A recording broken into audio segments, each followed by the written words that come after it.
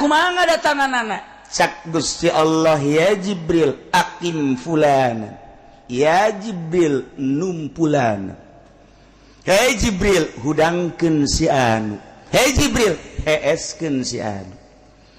kunaon Gusti nu mantak dihudangkeun keuna tadarru ka aing sebabnya na bisa ngebersihan batin jang paneger dunia hudangkeun aing hayang ngadengel lengisan tengah peutingna si eta hamba lain jang kepentingan dirina jang kepentingan umat eueuh nabi eueuh rasul aing yeun wali aing nyana mah geus teu mikiran nyanana kadang nyanana mah susah kadang nyanana mah gering kadang nyanana mah terhimpit teu boga tanah teu boga imah kadang teu boga tapi nyana memikirkeun umat hudangkeun Jibril aking fulanan udah mandi wudu tadarruk ka Gusti Allah pisahkeun Jibril di antara jelema-jelema nu keur malolor di antara jelema-jelema nu terlena di dunia jelema nu keur terlena ku makhluk jelema nu pohoan ka aing udangkeun si eta mah keuna tadarruk ka aing di tengah-tengah manusia anu keur sibuk soal dunia sibuk soal makhluk sibuk ku nafsuna jeung ku setan nyana cal bersih toh udang wa taqdilana bihajami ma natlubuhu minal hajat wa tarfa'una biha indaka 'ala darajat zahirna rapi sesuai jeung syariat batinna rapi sesuai jeung nu dilakukeun hakikat tarekat lah bagus norekatna teh artina sanajan norekat gaeunceun jadi mah teu artina norekat mah norekat tapi jeung dunia masih keneh ngahiji norekat mah norekat jeung makhluk masih ngahiji keneh atuh teu jadi teh mah norekat nu mantak ulah salah imah abdi alhamdulillah cenah geus norekat kumaha eta emang guruna di mana di itu cenah guruna maksudna norekat deung naon ieu abeh usaha babari ku torekat ya salah guru teh salah sia ieu torekat mah deuk miceunan kokotor di antara kokotor dunia jeung makhluk sebab dunia ieu adalah fana sebab diudag-udag ge moal dibawa ke akhirat kotor teh makhluk ngan sakadar dua cek Imam Ghazali mun teu ngalem nya nama kitu nyacad berarti kokotor tinggalkeun heula makhluk satungtung urang can bisa ninggalkeun eta moal herang awak urang batin urang kadeula geuneuk malek meukeneh bae patokanana kumaha patokanana lamun diondang masih kena yang berkat geus naonan tuh kalau mantap mamake jeung aya naon gara uang tip di hareup teh ngaranna naon ngaranna tuh sia osok ngadepean kan aya teu kiaina di dieu sok ngadepean tah atuh sia mangisin-ngisin Jakarta tah mah eueuh di urang mah lah eta nu geus kitu mah lain kiai juri mah mun kadengen ku kiai Jakarta nyana nyerieun ieu lain nyerieun introspeksi diri nyan teu sideuk dakwahna ja dakwah mah patokanna dina Quran la as'alukum alaihi ajra ji ulah hayang dunia tah satungtung masih kene kos kitu tetep bae jelema encan deuleu ka urang herang can jadi mutiara moal diudag bahkan meureun kadeuleuna urang teh kotok apan mutiara mah di laut ge di teangan ai teh kotok mah di meja ge dicempal dibalangkeun ye itu beda mantak urang teh rarasaan urang aing si mutiara apa teh kotok tinggal kitu bae menyan ngomong ka pamajikanna neng ai kakasih ibarat dunia luar mutiara apa teh kotok ku pamajikan age disebut teh kotok emang kunaon lah mana teh kotok lah geus lah ngomongna naon heula udah sok kitu atuh kieu ge pan urang hirup saatap untuk selama hidup kita kan kita satu atap jangan suka gitu neng kakak mah pelitan ih lain masalah pelitna naon deui pelit jasa aja kakak mah kawin dia tuh ulah pelit ongkoh kawin dia ulah itu pamajikan nyiksa kos gitu aduh lain kieu ya cak pamajikan teh kakak jasa kieu mah geus bagus jatuh imah teger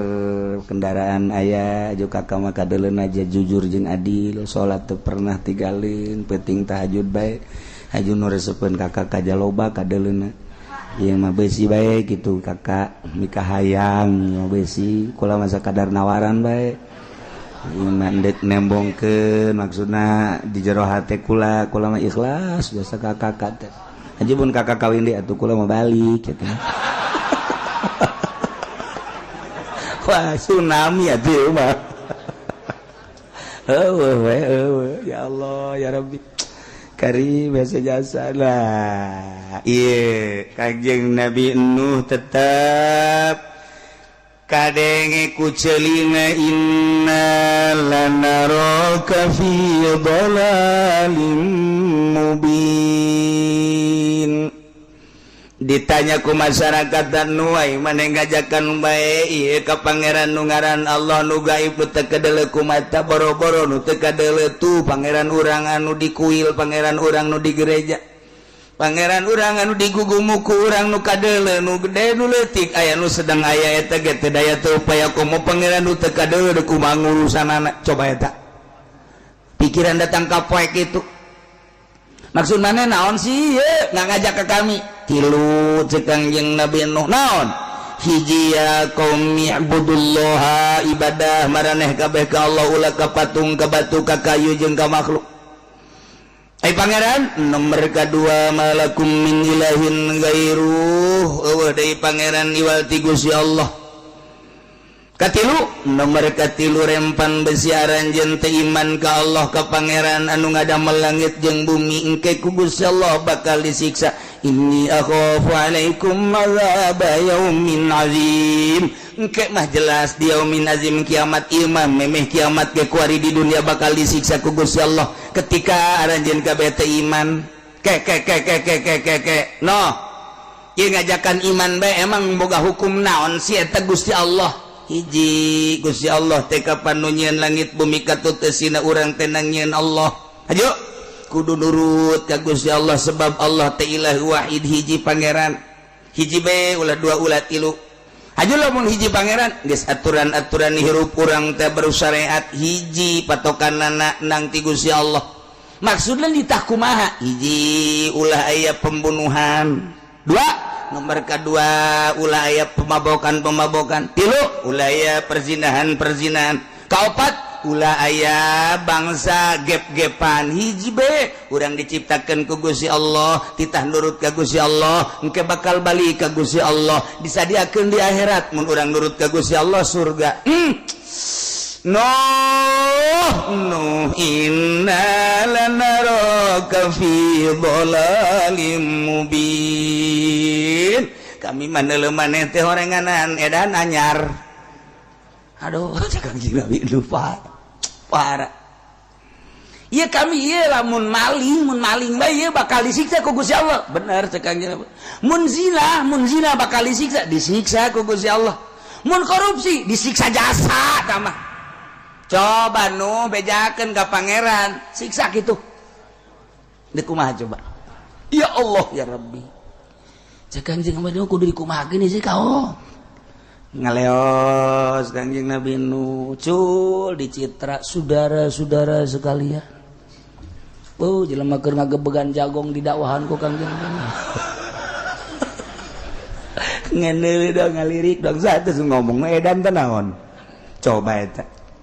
ya Allah ya Rabbi di mana sektor mana nu loba jelema Kanjeng Nabi Nuh terus bae dakwah ngan sakadar dilirik Nuh inna lanaraka fi dhalalim mubin bahkan kabelah dieuna mah diumumkeun ku jawara-jawara diumumkeun ku inohong-inohong malau teh penggede baik di pemerintahan boga jabatan luhur atau di kampung sebagai ketua kampung kepala suku ngaromongnya dolor sadaya si hade tuh nu edan tuh datang nu edan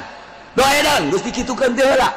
Masya Allah seluruh rakyat pemerintahan anak rakyatna kabeh ngomongkeun sing hade besi di lembur aya nu edan ulah didengekeun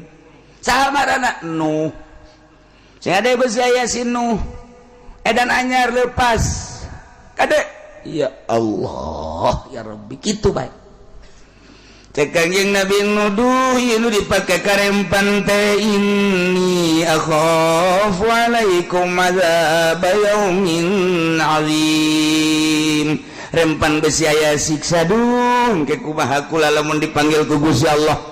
haju dipersilakeun ka kula dek dikumahakeun nu kaum anjeun besi kitu doang coba-coba wayangna iman lah iman wow berbagai daerah geus dieusian ku tokoh-tokoh sing hade nu edan anyar sing hade aya dolalim mubin sing hade nuh ngaranna kabeh serempak kabladian mah disurakan asal Kangjeng Nabi nu bae edan anyar weh deuk kumaha coba Kangjeng Nabi nu ambo cek Kangjeng Nabi urang ngundang kiai kuari mah masih keneh dicium tangan sanajan semu ge sanajan semu ge geus pakeun deres keneh bahkan geus bangsa 10 menit teh ka eureun nya geus musyawarah tambahan tak kurangan deres keneh tak geus sakitu ya amplop nu tebal teh aja sekot kitu bae kurangan yuk kurangan geus aju geus baris urang bae jang urang tah mah geus lah pokona mah di jerona 10 juta urang cokot 5 juta geus atuh di jerona cokot teh 2 juta geus tinggal 3 juta kuno katilu nemikeun dicokot teh 1 juta tinggal 2 juta nasib jore jasa teh mah kiai keur jore teh nasib deres kene maksudna dihormati keneh lah urang mah masih kene dibere cau bakakak segala rupa kadang-kadang datang ke imam geus basi masalah geus lah pokona masih kene dihormati coba nuh edan ya Allah teman tak Kanjeng Nabi beuki tenang we ih aing mah encan kos kitu mah henteu senang Kanjeng Nabi horeng leuwih parah Kanjeng Nabi nu iyalah jang nyenangkeun Kanjeng Nabi urang Kanjeng Nabi Muhammad sallallahu alaihi wasallam lain 10 20 tahun ratusan tahun Kanjeng Nabi Nuh nu timbul inna lanaraka fi dhalalim mubin cek Kanjeng Nabi Nuh naon tah maneh ngabohongkeun ulah sampai ka ngabohongkeun naon tah marane heranan ulah heran ulah ngabohongkeun jeung ulah diheran-heran anjaakum zikrun kalayan datang ka anjeun piwuruk mirabbikum ti pangeran anjeun melalui lisan seorang lalaki mingkum ti golongan naranjeun kabeh yakni seorang lalaki anu sarua jeung maneh sakampung jeung maneh sakota jeung maneh sanagara jeung maneh bahkan maneh nyaho lahirna kaula nyaho gedena kaula nyaho kejujuran kaula ieu kunaon kaula timbul lahir ti kalangan maneh ti kampung maneh gede maneh nyaho ulin bareng gede belajar bareng dan lain sebagainya kok begitu kula diangkat jadi rasul diangkat jadi nabi ngabohongkeun jeung heran-heran aya piwuruk nu timbul ti kalangan aranjeun kula buktina nu diangkat jadi nabi jadi rasul kok diheran-heran dibohongkeun kunaon sih kunaon jadi kos kitu jak kula mah diangkat jadi nabi jadi rasul teh ditugaskeun ku Gusti Allah hiji liunzirakum ndek bare indar ka aranjeun kabeh nyingsieun kade ilam tuminu lamun aranjeun teu iman ka Allah teu iman ka kaula sebagai rasul Allah bakal kena siksa boro di akhirat di dunia hiji nomor kedua walitat taqau jeung kaula nitahsieun ka Gusti Allah artina sieun ka Gusti Allah hargai Gusti Allah sehingga ku ngahargai menghormati Gusti Allah make kata aturan-aturan Gusti Allah cek Allah zina haram hargai cek Gusti Allah mabok haram hargai cek Gusti Allah maling haram hargai cek Gusti Allah membunuh haram hargai eta doang cek Gusti Allah ibadah dengan aturan-aturan Gusti Allah laksanakeun menghargai hukum-hukum Allah eta lah tugas kaula hiji liunzirakum bisi kena siksa nomor kedua walitattaqau abeh ka sorga la'allakum turhamun abeh maneh dibere rahmat ku Gusti Allah sakitu kaula mah ngajak teh awas bakalna ieu turun siksa lamun teu iman teu nurut ka Gusti Allah didarengkeun ku kabehan teh ai tungtung nasareri ai prak fakalabu kaum kabeh ngabohongkeun kami maneh maneh teh no inna lanaraka fi dhalalim mubin aturan-aturan maneh masalah aturan-aturan maneh sesat no aturan-aturan maneh mata akur jeung kahayang kami atuh eta makan suatu kenikmatan jeung kalazatan kahirupan kami sebagai manusia kahirupan urang sebagai manusia mangpang meung pengurang di alam dunia teh dibere sehat dibere kaya dibere segala-gala tuh awewe mantak naon kurang gizinahan ieu hayang mabok mantak naon aya harta batur dipaling mantak naon urang keur ka batur bau nu habak eta tah kahirupan di zaman Kangjeng Nabi Nuh nu mantak pakadzabu teu hakur maneh mah jeung kahayang kami masyaallah. Kuari ge naon bedana ketika orang nyampaikan Al-Qur'anul Karim di tengah-tengah masyarakat ulah-ulah kabeh sa Al-Qur'an tentang kisos tentang zina bae loba nu ngajebian tentang mabok loba nu ngajebian tentang maling jeung korupsi urang ceramah pidato urang di tengah-tengah negara ibu kota Jakarta kudu didengekeun ke seluruh pemerintah nonggengan kiai ya buktina korupsi kabehan geus dikit itu makin menjamur makin tambah dek dileungitkeun di era reformasi terutama adalah korupsi kolusi dan nepotisme ternyata korupsi makin menjadi kamari mah korupsi teh ngan di luhur meja kuari jeung meja-meja dilegun deuk kumaha coba sarua jeung kos kitu gan henteu kitu doang sarua geus ulah didengekeun kiai dulur sing hade ieu teh Al-Qur'anul Karim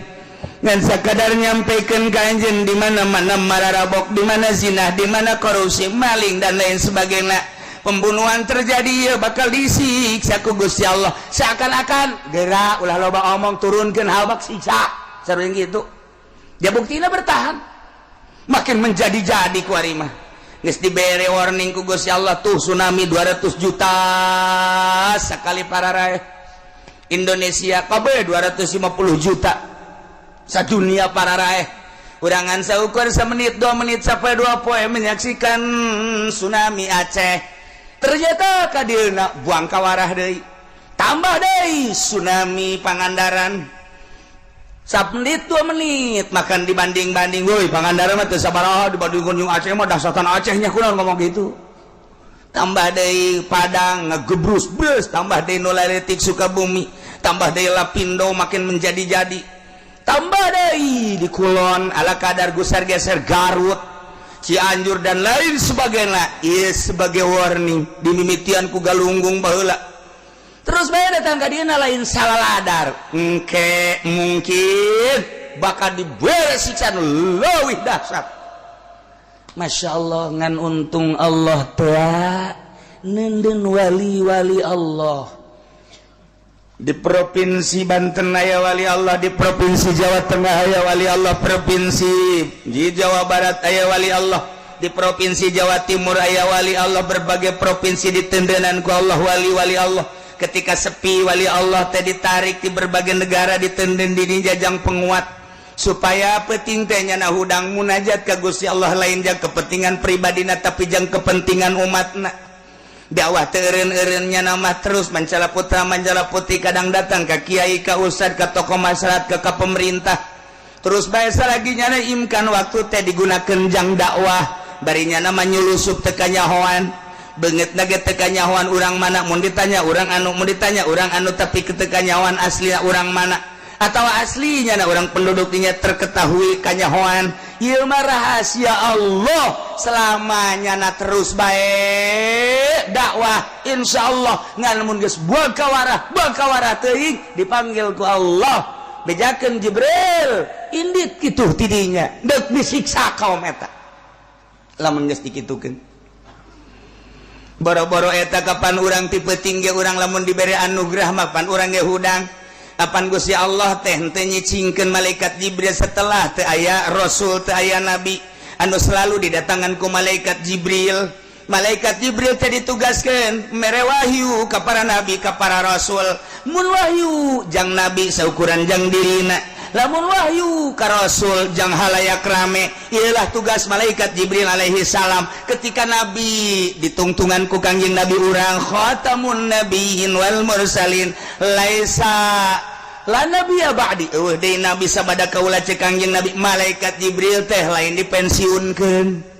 kita ngadatangan hamba-hamba Allah warasatul anbiya datangan malaikat Jibril teh ngadatangan para ahli-ahli waris nabi wali-wali Allah solihin titah kumaha ngadatanganana cak Gusti Allah ya Jibril akim fulan ya Jibril numpulan hei Jibril hudangkeun si anu hei Jibril heeskeun si anu kunaon Gusti nu mantak dihudangkeun keuna tadarru ka aing sebabnya na bisa ngebersihan batin jang paneger dunia hudangkeun aing hayang ngadengel lengisan tengah peutingna si eta hamba lain jang kepentingan dirina jang kepentingan umat eueuh nabi eueuh rasul aing nyeun wali aing nyana mah geus teu mikiran nyanana kadang nyanana mah susah kadang nyanana mah gering kadang nyanana mah terhimpit teu boga tanah teu boga imah kadang teu boga tapi nyana memikirkeun umat hudangkeun Jibril akim fulanan hudang mandi wudu tadarruk ka Gusti Allah pisahkeun Jibril di antara jelema-jelema nu keur malolor di antara jelema-jelema nu terlena di dunia jelema nu keur terlena ku makhluk jelema nu pohoan ka aing hudangkeun si eta mah keuna tadarruk ka aing di tengah-tengah manusia anu keur sibuk soal dunia sibuk soal makhluk sibuk ku nafsuna jeung ku setan nyana cal bersih toh udang malaikat Jibril tugas anim pulanan heeskeun si anu kunaon Gusti mah kada teu hayang aing ngadengekeun soranganna sebab pabelit jeung urusan kaum pabelit jeung urusan sawah pabelit jeung urusan resin pabelit jeung urusan batu pabelit jeung urusan cincin unggal penting kieu bae heeskeun habak deku aja Pak ayo kiai anu geheeskeun lantaran nyana kreditanna calangan aing gohol segala ngredit segala naon boga showroom segala molorkeun ulah keur tahajud berat karena tahajud teh dihudangkeun ku malaikat Jibril bahkan malaikat Jibril amanat ka setan-setan tumpakan habak tumpakan ku setan digegepan ku setan pas aya nu adzan ge dicocok ulah kena kadenge begitu hudang teh jam 7 teu ngadenge adzan keur beuti tuh cak setan setan lagi gila setan tuh tinggal introspeksi diri urang ai urang bagian jelema nu hidup dihudangkeun apa bagian nu diheeskeun coba tuh kan sia ngomong sorangan diheeskeun cak sia lain sabaraga mahal teh hudang di peuting teh jalain nang urang sakitu keur ngeunaheunana hees ko hudang nang saha bahkan kakarak setengah jam ko hudang nang saha aya nu sajam ko hudang nang saha kadu kudaek nang saha kebersihan jiwa urang lamun lain malaikat Jibril ngehudangkeun ka wali Allah wal bisa ya Jibril akim fulana ya Jibril anim fulana masyaallah malaikat Jibril kieu bae kamari mah ieu teh diudangkeun nyeukeun can ka Golkar mah ieu barang kuari ka Golkar cak Allah anim ulah dihudangkeun bener barang asup ka Golkar teh hudang-hudang kiai bloon teh kiainya iya harina aing teh jadi kiai atuh jadi kiai bloon ge 2 kali bloon mahal hudang Allahu Akbar beda hudang si ieu jeung si itu lantaran si ieu mah diangkat jadi awali Allah kebedaanna naon ngarasa jadi makhluk Gusti teh Khalik ketika Gusti Khalik abdi makhluk berarti abdi teh Allah deka Allah ku Allah di jero Allah naon pangaboga abdi atuh lamun kabeh nu Gusti abdi mah beureunan teu aya nanaonan eueuh fana nya di dinya nu ayangan Allah ngaetalah anu ku Gusti Allah titah dihudangkeun melalui malaikat Jibril ya Jibril agim hudangkeun saprovinsi hiji mah aya ketika eueuh nu kos kitu terlena manusia nyana terus-terusan dakwah tanpa pamrih ngan teu nyaho bae urang mah dengan cara nyana lah nyana dakwah ketika jelema amburadul terus dek disiksa ku Gusti Allah nyanana keur aya di dinya bejakeun Jibril indit kitu di dinya ulah di dinya seakan-akan nyanananya ai kitu dek naon dek disiksa lembur eta Masya Allah nayelah sarua bae mun kuari urang dakwah terus sesuai jeung Al-Qur'anul Karim nu pangheulana tangkapan pemerintah berarti iyalah sumber siksa nyana nentang ulah make Al-Qur'an demokrasi bae ieu mah keur carita masalah atuh kos kitu ngan siap-siap disiksa nu mantak urang kuari disiksa terus kunaon teu make Al-Qur'an teu make Al-Qur'an minimal hargailah Al-Qur'an atuh komo geus aya bahasa Al-Qur'an sudah tidak relevan lagi diterapkan di negara Indonesia soekeun sungutna kadieu sia kadieu soekeun gelut aing jeung aing ji aing mah ngabela Allah aing mah ngabela Allah paeh ge sorga sia paeh jahanam sia ji pangheulana urang jeung eta ajung nentang kana Al-Qur'an ji kumaha ieu coba Masya Allah Karim kemudian ke belah dieuna jeung jawara-jawara mantak dakwah teh terjal menghadapi nu kitu-kitu kudu urang sieun wah hayu bae sakemampuan urang bisana diondang dulu lah mun bisa mah ulah jararin hanya mun bisa itu bisa mah tuh saboro dirinya bae kok kitu amat ge lah abeh salamet ieu mah pamarentah lamun bisa mah ulah korupsi mun bisa mun teu bisa atuh saboro di dinya jaku lagi sok bagian ieu tak kiai bieu jasa teh kiai bieu jasa teh Masya Allah nah kumaha Kangjeng Nabi nu dakwah terus-terusan da'autu lailan wa nahar kaula terus dakwah ngajak ka kaum kaula peuting beurang peuting terus-terusan ternyata fakadzabu ngabohongkeun ka Kangjeng Nabi Nuh alaihi salam dengan timbul bahasa inna lanaraka fi dhalalim mubin tidinya lah Kangjeng Nabi Nuh ngalengis ka Gusti Allah Gusti maha uninga abdi diangkat jadi nabi ku Gusti diangkat jadi rasul ku Gusti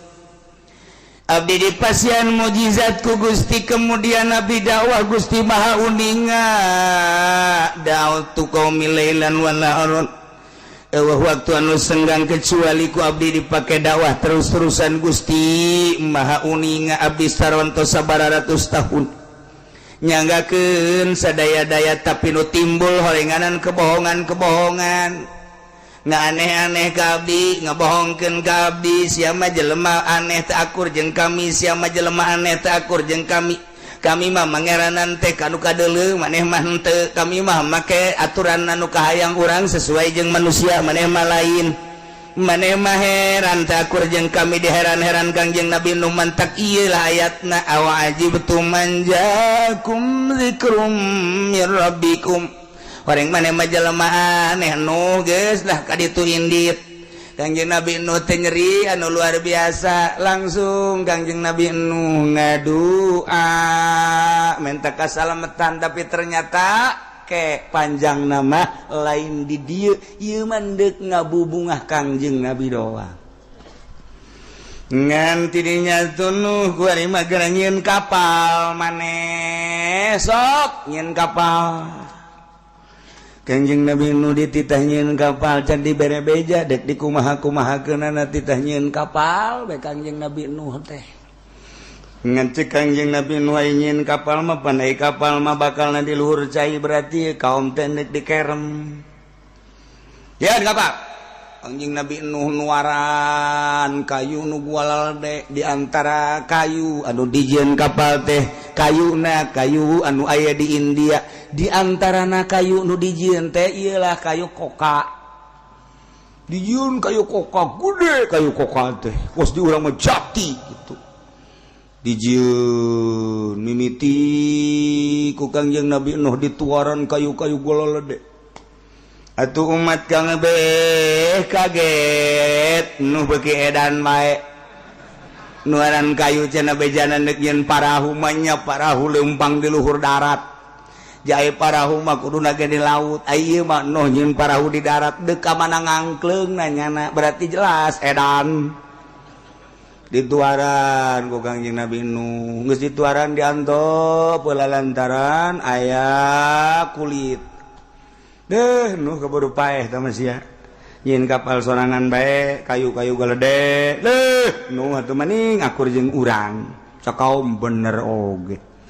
kakawasan Gusti Allah teu kaharti ku urang mah ternyata horenganan Gusti Allah mah babarieun begitu geus dituaran menang sabulan menang 2 bulan langsung poek hujan barang hujan karendem geus karendem hujan sakadar jangan rendem doang tamah masalah atau masyarakat mencan kakerem kakarak hujan jangan rendem kayu doang di leuweung atuh baseuh kayu teh geus baseuh di dinya jelema arasuk ka dinya urang kampung jawara-jawara jeung tokoh-tokoh pemerintah ngainstruksikeun urang kuari ngeunaheun biasa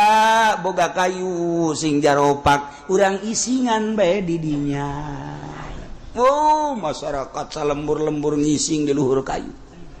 Kangjeng Nabi Nuh ye bebo budak kayu aing diisingan Gusti ya. Lapor Kangjeng Nabi Nuh ka Gusti Allah Gusti eta kayu geuna ulah loba omong noh. Aya rahasiaan tempokeun bae. Atuh Gusti. Sugan teh mah abdi meunang we lah. Ulah hantapeun. Pohara jasa diarisingan. Horenganan eta aya rahasiaan. Geus kitu geus diisingan tai ambalaya di luhur loba jasa Allah ngirim manuk nu beuki tai brong kadinya diparacokan eta tai tungtung nama jeung kulit-kulit kayuna jadi teu kudu make tanaga Kangjeng Nabi noh ku manuk beden nu beuki tai jeung kulit-kulit tinggal Kangjeng Nabi noh seuri bejijah heunya capek urang mun ku urang sorangan mah horenganan Allah mah babarieun tentarana manuk bahkan kadeuleu manuk lalapar keneh kurang keneh parab pohara kuring mah lalesan di cek Kangjeng Nabi jah mantap ke loba tatanya cek Gusti Allah aya rahasiaan tuh kan mantap Allah maka bege aya rahasiaan boro-boro naon Allah manyieun reungit bae aya rahasiaan urang mah greget horenganan bakal diciptakeun pabrik roda 3 mah teh mah semen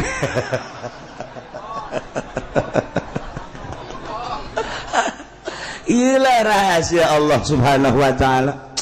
Masya Allah nyana maseri di tengah-tengah penderitaan masyarakat anu kena kitu reungit jadi berarti hakikat nama jelema nu boga pabrik reungit teh ngadoa di jero hatena masing loba sia reungit namun loba reungit atuh produksi aing laku nemantak ke singgah deh cek Imam Ghazali urang status jadi dokter niat asal ngagiclek bae tina asli na siksa aya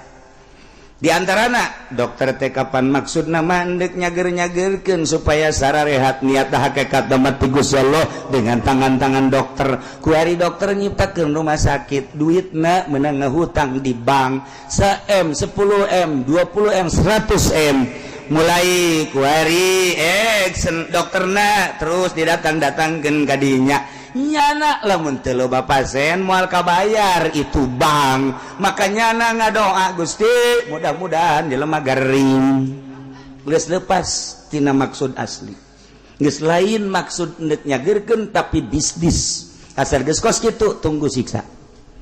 kuari mah jadi dokter teh teu maksud deuk nyager-nyagerkeun maksudna deuk bisnis hayang kabeli anu kaluar tina keaslianana eta dokter nyen klinik nyen rumah sakit kaluar tina keaslianna tinggal tunggu siksa mun teh di dunia di akhirat titipan amanat ilmu kedokteran dipake naon ku sia jaing nyaho cak ku si Allah teh maksud sia nyen rumah sakit di dinya nyen rumah sakit di dinya jaing nyaho sia teu maksud ndek ngabeberes masyarakat nu jelas sama sia deuk dahar ti jelema gering bengok sia di tengah-tengah penderitaan masyarakat justru sia meuli mobil goblok Malik nun saya dia dokter ka mana ke bodoh sia dah atuh ampura Gusti malaikat Malik ge kudu tatanya keneh wae tugas sia dokter seret brus keluar tidak kasihan Kiai gitu keneh aing amanat ilmu Al-Qur'anul Karim ilmu aing sampaikan ku sia lantaran kadang-kadang sia nyampaikan nu ngadengekeun leuwih bisa nyumponan leuwih bisa ngamalkeun leuwih bisa ngawadaan karena ilmu nu disampaikan ku sia sampaikan tapi awas sia nyampaikan anak maksud sia anyao sia karangkas betung dari tahun anyao sia balik peting lesu tapi kan maksud sia ayo naon nah sia balik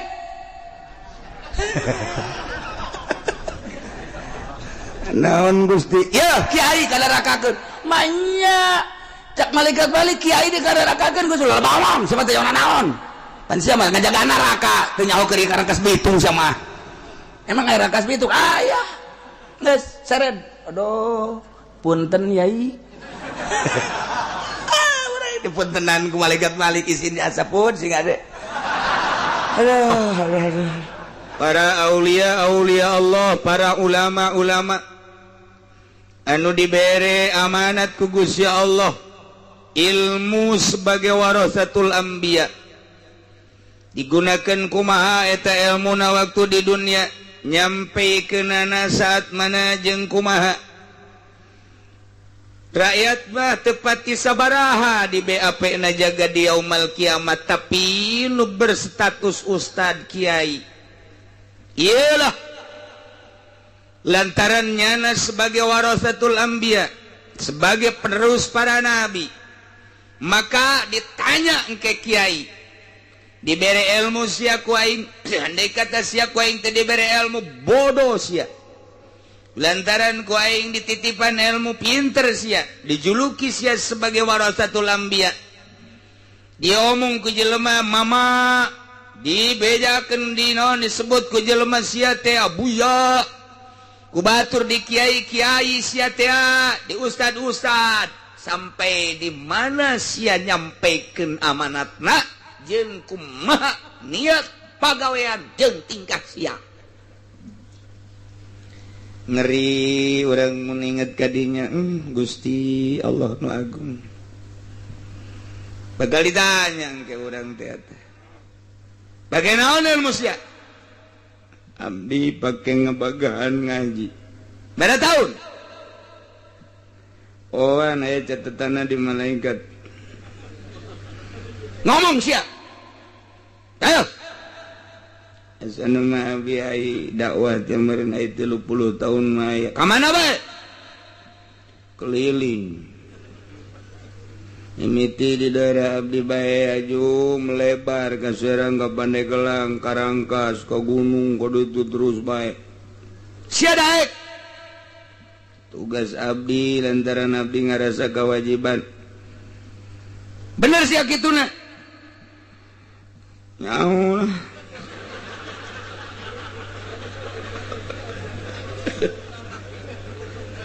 aduh niat sia kumaha niat anu nyaho ieu niat mah ja abdi doang sorangan jero hate jasana niat nama ku lempeng teh naon lempengna nyampaikeun amanat jeung naon deui ampur yang beli mobil ongkoh aduh izin jasa gitu urang kalau sok merenung begitu izin ya waduh aing kaisinan asana ya aing kaisinan ya aing kaisinan ya ajun mantak embung ge tadi ondang teh si izin aing kieu aduh di kiai-kiai ku batur wah bahaya naon deui coba sia agaan ngaji deui abdi make kitab aya make aya henteu naon deui na kampanye naon golkar aduh iya bahaya guys ya sia ngahayu-hayu golkar teh ieu sia ngahayu-hayu nagara ban mun nyawa sia bawa di golkar teh rusak jasa nyawan teh sia nah abdi neuk api-api teh nyawa bae tolol sia tah iya urang lamun di sidang kos kitu siapa lain kudu kikituanan jak malaikat nyampaikan rukun salat bae rukun wudu puasa zakat haji tugas sia geus sia mah kelola eta bae abdi teh bagian daripada negara abdi cicing di negara Indonesia ayo atuh abdi peduli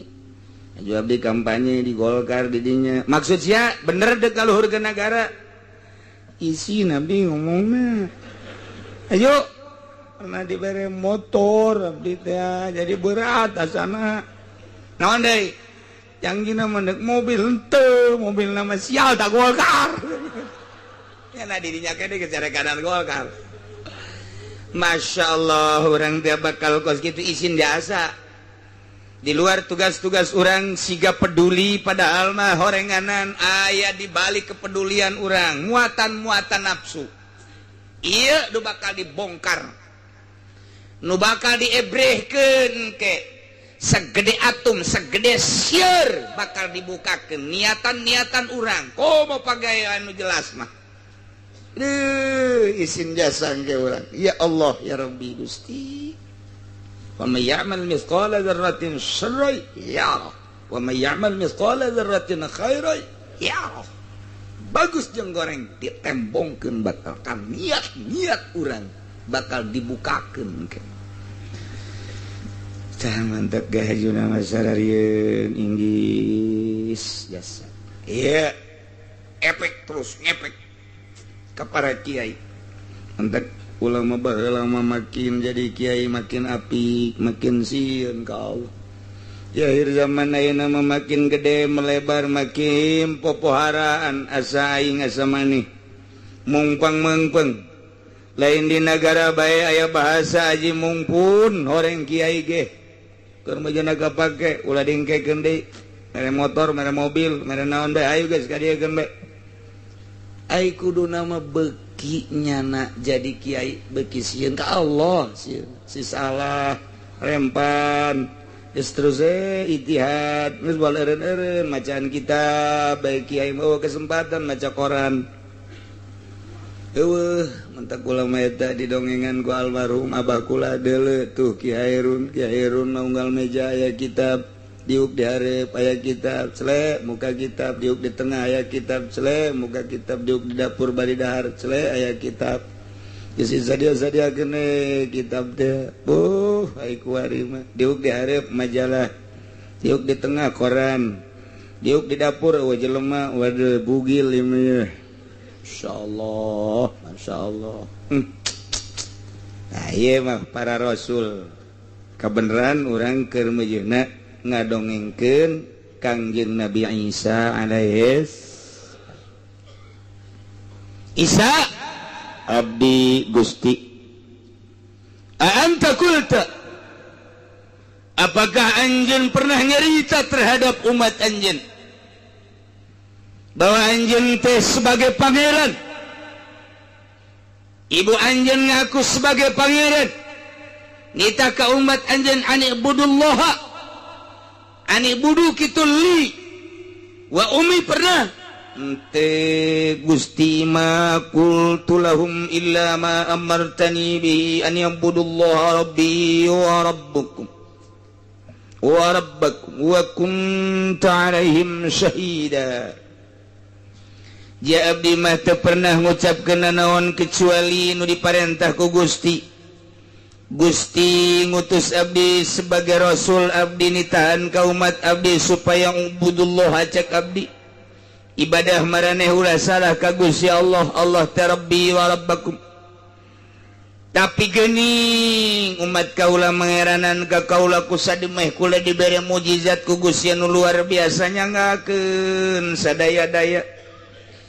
abdi mah geus caritakeun ka umat abdi ngajak ka umat abdi lurus abdi mah taya mah Gusti mah uning nganyaksian ka naon bae nu dilaksanakeun ku abdi nyangakeun sadaya-daya cenah abdi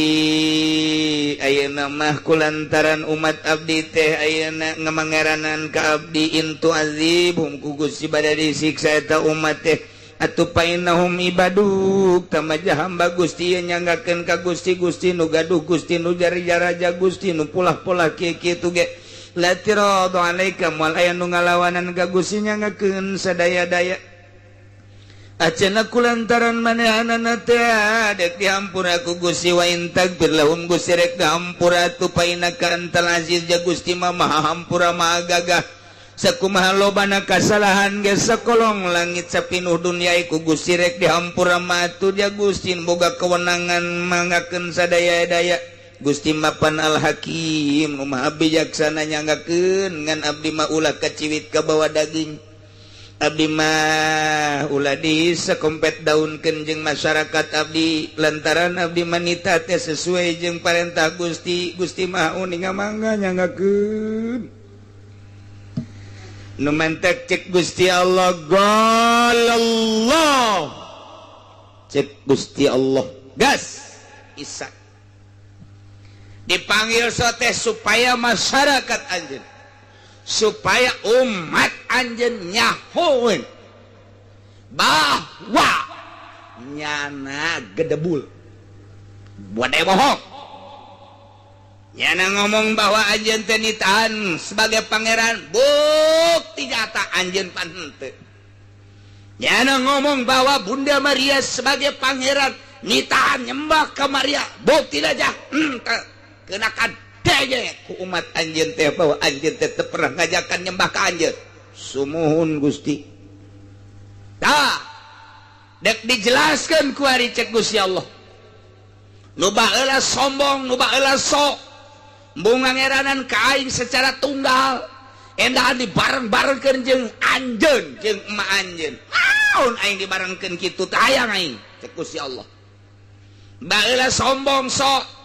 alerginya lamun neuleuh masjid jana badeuk nyeunan gereja bae wari deuleukeun ku wari aing pangeran secara mutlak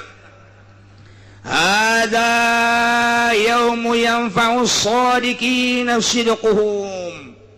poe ieu poe kiamat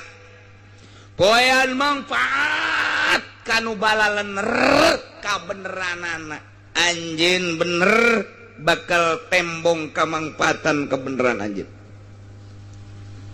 masyarakat anjeun ge bener sarua wae alhamdulillah cakabehan teh alhamdulillah anjeun bener Isa masyarakat anjeun ge bener umat anjeun ge bener oh nu disumarekon geus rancung sia bener aing ge mantep cek ge mantep wow geus senyum-senyum nya urang dibenerkeun ku pangeran mantep kan di BSD geus sareuri bae kabeh tercengang dengekeun cek Gusti Allah anjeun Isa bener bahwa anjeun nyampaikeun tugas anjeun sebagai rasul ngajakan ibadah ka kaula teu macem-macem teu pernah anjeun ditahan ibadah ka anjeun jeung ka ma anjeun alhamdulillah masyarakat anjeun ge bener oh surak nu di BSD surak nu di Sumarekon di Itali Roma wah surak ore tapi bener ge bener bohong na langsung tararungkul hak bener kabeh ngan anjeun Isa bener-benerna nyata berarti masyarakat anjeun ge bener ngan bener bohong na aju anu bener-benerna anu nyata dek dikamanakeun cek Kangjeng Nabi Isa lahum jannatun tajri min tahtihal anhar nu balalener malain anjeun bae umat-umat anjeun nu balalener nu mangeranan ka kaula termasuk para rasul para nabi para wali bakal diberena ieu adalah kamangpaatan mangpaatna bakal dibere surga lamun nyaritakeun surga cukup dina Al-Qur'an mah tajri min tahtihal anhar handapeun gedong-gedong handapeun tangkal kayu aya cai sing korolok sing kolocor caina engke di akhirat pateu kudu make wafin ente kudu make paralon ke ngolocor sorangan heran ke bakalna di kamar urang caila lempangan sesuai jeung kahayang urang cenah hayangna gede-gede cenah hayangna letik-letik teu kudu make paralon teu kudu make nanaon datang sorangan dipanggil ke urang mung mengkol deui sakumaha angin we gitu cai teh sing kolocor tah tihal anhar dihandapeunana di luhuranana di mana bae membuat indah suasana. Angin-angin limbah di itu mah bararau bentek itu lain sorga teh mah kos kitu sugan angin teu sejuk teh aya pokona sareungit kitu di sorga mah ieu cukup bae tajri mintah tihal anhar lantaran sumber kaindahan teh tina cai nu manta kurang gesok nyieun kokorolokan di imah teh osok nyieun cai mancur di imah teh sekelilingna dijieun kadang di jero imah dijieun patamanan supaya jadi sorga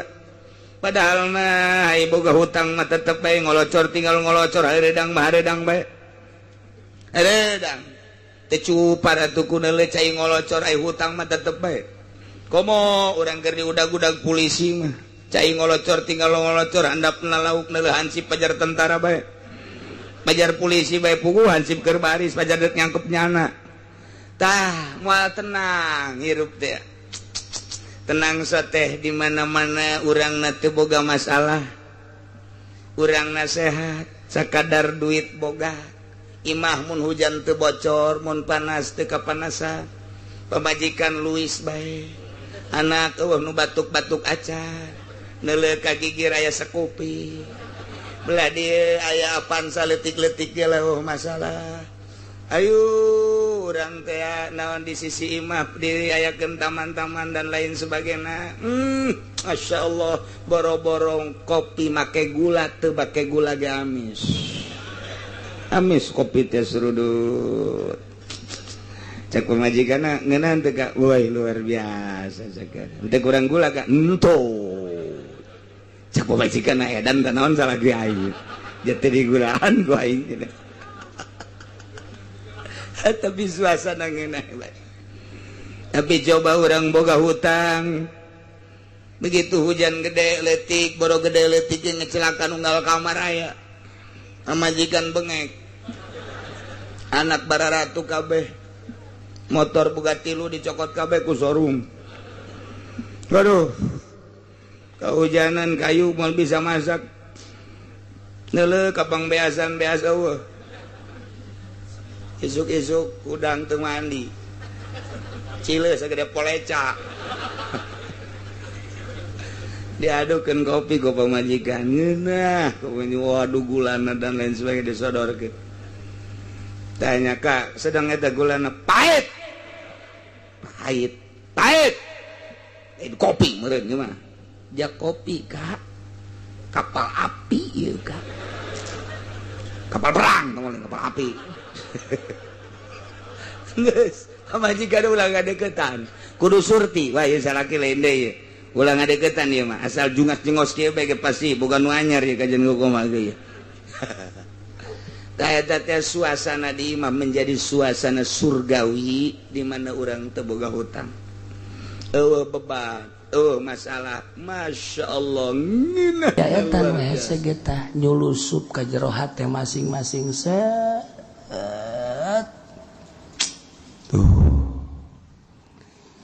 hidayah bentukna nyulusup ka jero hate set asa ngeunaheun ngaji teh Kak minggu hareup ngaji deui tah eta tah mahal tah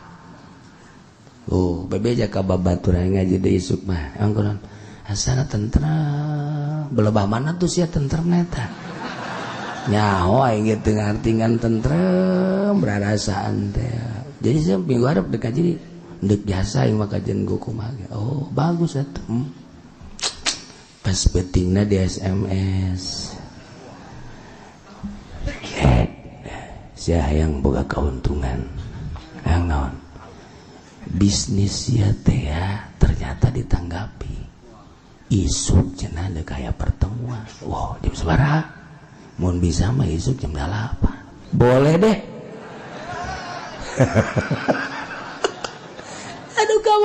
minggu hareup aing ngaji deui eleh ku bisnis Masya Allah anu kamari henteu mah teu ngomong-ngomong sia giat amat ngaji aing mah tuh naon deui jakana teh bangunna sia mah tanpa pamrih amat jakana giat ngaji batur can siapnya nama geus siap tanya deui di majelis awal amat sia puyeng naing di mah dicarekan bae pamajikan aing galak aing mending menghindar ngaji lah jakana dua nana teu beres kabeh coba juga kangjeng gitu aya sorak daya aya huruf daya langsung ku kangjeng diucap ke ditarjamahkeun ku kangjeng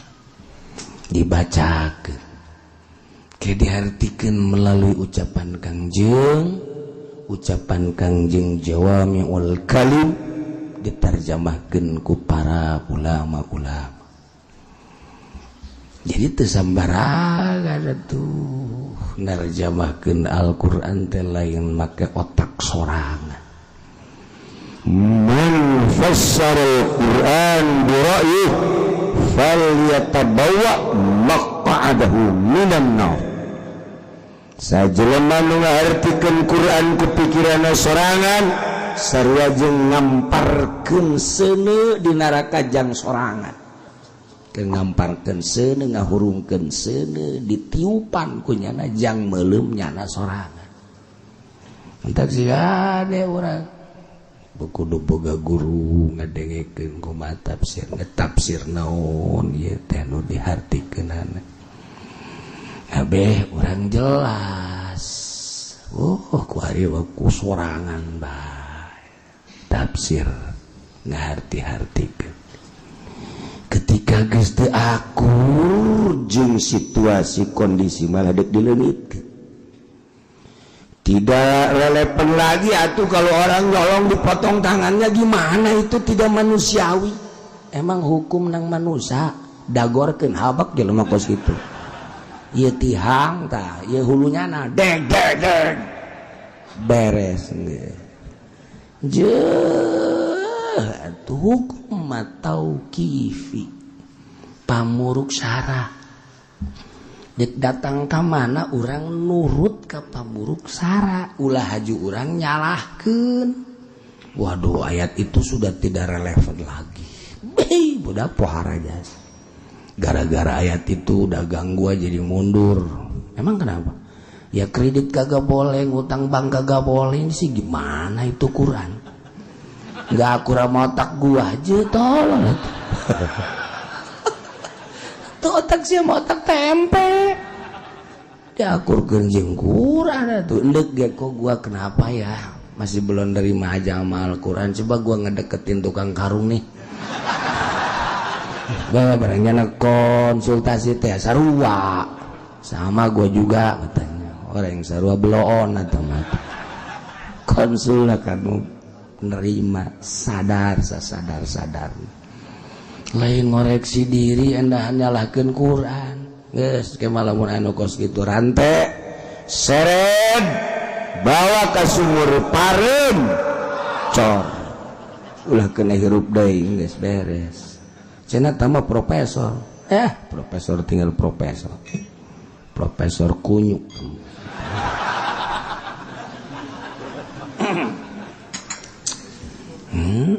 Maksudnya sing sadar nang Allah. Adapun dipakai jeung teu dipake urusanana tambah urusan kurang sadarna urang. Ulah haju nyalahkeun. Iya. Hukum had syarikoh dipakai atau dipakai di Indonesia karena di Indonesia lain negara Islam, negara demokrasi kapitalis, tapi kudunya orang sebagai umat Islam dek presiden, menteri, gubernur, bupati, komo erat mah polisi abri kudunya hukum Islam teh kos kieu hore ulah aju teu akur jeung nagara kunaon dibahas-bahas teh si kieu ucik goblok amat jika dia sia goblogan sia teh goblogan aing ayo sia urang adu goblok ayo ih sembarang ngaji batak alhamdulillah di Cilongok mah abri ngaji polisi ngaji hayangnya abri nu mana cenah kieu abri nu geus teu kapake polisi nu geus teu kapake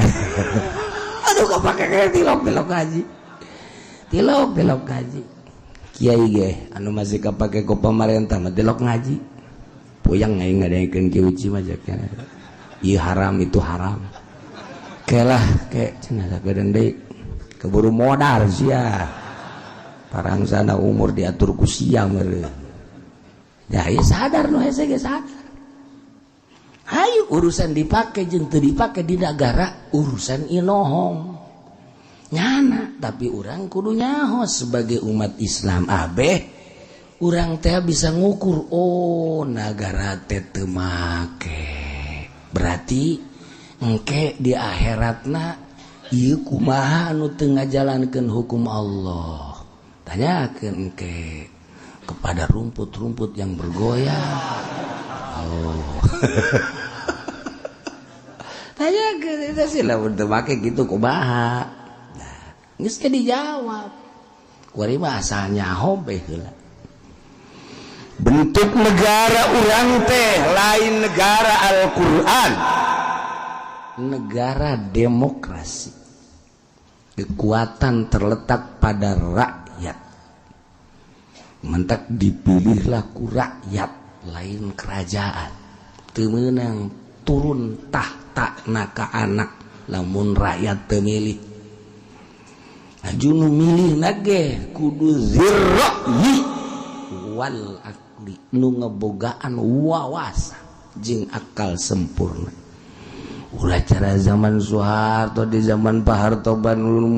muriang di rumah sakit ditanya nyolok buku jelema diimpus mikiran awak sorangan ge nya geus puyeng didatangan ku lurah ku camat pemilu aya milih boro-boro milih aing geus tojok tak kusia tojok tah nu mana geus ka dieu leungeunna jos Golkar zalim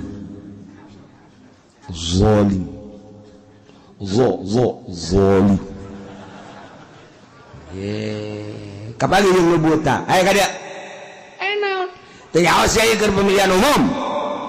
emang ka dia sia ulama teu bisa neuleuh kajan tungtun ku aing sia milihna ieu ka dia ieu dileungeun sia tajokeun Golkar deui mantap kiai nu ngadukung Golkar ngadukung kezoliman deulekeun kiai ge nu ngadukung ka Golkar deulekeun eta zaroli perjalanan lain ngaulah-ulah ka Golkar lain ka hayu-hayu ngaritakeun zolimna ka arti ku beungeut sia lain ka Golkar los aing mah eta mah partai dik henteu mangga aing mah nyaritakeun teh zolimna sakitu Masya Allah masih kena didukung kene bapak buah zolim sia mantap kiai boga ilmu rukun wudu tidak anu ngadengekeun ku sebabnya asup ka Golkar ulah nyalahkeun ka masyarakat ulah nyalahkeun ka ilmu nyalahkeun ka kazoliman nyana mandakang ngazoliman bahwa utai sapa wong iku ndakanga ka ngakong ka ngadukung mandakanga bahasa naon sing teu kieu dakang aing teu nyaho di Arab di Spanyol tah eta kos kitu si haden mantak urang teh ye katitipan ilmu santri ustad kiai mutiara ngendin mutiara nasing hade mahal teh mutiara teh selama dimumule ku urang ketika mutiara geus dijual dipuri di sisi jalan lain mutiara pasti plastik plastik mentek lamun kiai dijual dirina ka Golkar kiai plastik tuh ngade ulah mah pajar gerget ka Golkar cenah kiai mah gergetan nambat ka Golkar lain ka Golkar aing mah ka kabeh wabeh aing mah berdek gergetnya ka zolimanana. Nah balik deui jasnya mah barodo pan ngajina wah cenah so amat kiai so pinter jasa jatuh emang pinter sih emang maksudnya dibandingkan yang monyet mah tuh pinteran aing juga ente mah pinteran ente maling nama tuh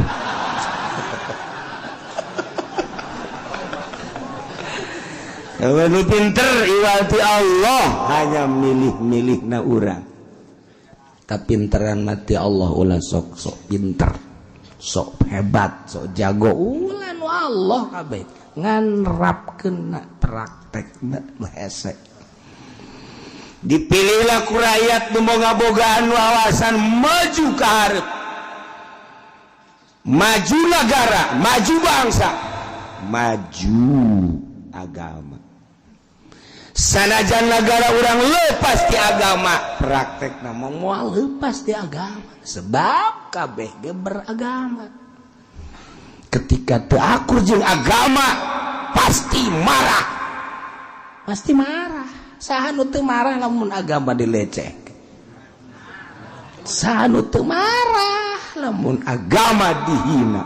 sapopoe Quran dibaca dihartikeun nu mantap kurang ngaji ge hayang paham tentang Al-Quran di sisi lain aya jelema nu ngalecehkeun yo lamun deket diseret ku urang taran jauh bae urang deket mah we teu anis urang basa teu bisa kitu malah geus deket leuwih renges ukuranna paeh hirup jelema beriman mah kitu kabeh gitu. Nah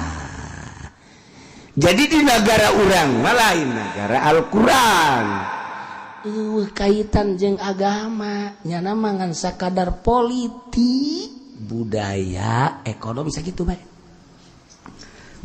jadi takeun teh kumaha perjalanan roda politik kumaha perekonomian kumaha perbudayaan geus sakitu agama mah ieu urang masing-masing tapi pan praktekna ya tetep bae pertalian jeung agama dia urang mah Islam ketika aya ekonomi di satu sisi negara mah memajukan ekonomi teu make agama urang mah kan milih-milih sebab urang mah make agama bener henteu sejak agama ketika bertentangan tak kuat-kuat negara mah memajukan negara dengan perekonomian internasional tidak mau tahu ribaan urang mah tetep bae make aturan ke meunang teu kukuran selamana kitu bae negara urang teu make aturan Al-Quran maling paling tangkep sokeun penjara beres tapi urang mah mikir oh sebenarnya mah lain kudu ditangkep di penjara potong leungeun berarti negara urang teu make aturan agama nyerahkeun ke kanu boga kewenangan waktu ngajabat ke di akhirat cenah ditanya nah kunaon maneh cek Gusti Allah para pembesar telah melakukan aturan-aturan agama belum kami hasil daripada keputusan DPR kurang kami untuk memberikan maneh untuk memberikan sebagai tosor memberikan ke negara kami dibentuk negara demokrasi nangsa ngebentuk negara demokrasi nang kabehan berarti aya kiai dirinya aya kifudoli dan aya kiai-kiai lain tampang ieu kifudoli satuju abdi mah satuju bae sebab abdi sok dibere ala kadar oh cak ke Gusti Allah malaikat pangringkuskeun ringkus rantena nu rada gede sarua mantap minimal nyaritakeun urang teh nyaritakeun berarti urang teh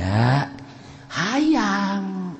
tah dilakukan adapun teu diterima urusannya urusan urang urusannya nyaho mah kudu cenah kiai eta mah jan teu dilakukeun ieu mah palebah ngaji ieu mah kulo mah dek hadir tapi dek KSB jan teu dilakukeun ieu jadi teu mangpaat kulo mah ngahadir mah hadir di KS iya atuh sia mah lain ieu KSB ieu lain palebah ieu ge kadeuleun aku aing KSB nya sia mah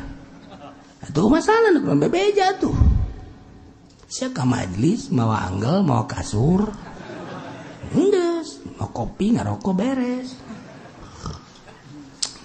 ngaji kene eta ge kos kitu ge masalah teu kudu mau anggel cenah ge kula mah bari diuk ge bisa hes sia mah tapis burung geus tapis jasa jana cek no tunduk teh kiai goblok cenah sakit aing tungtung nama eueuh bae tunduh kege aya deui atuh tenang bae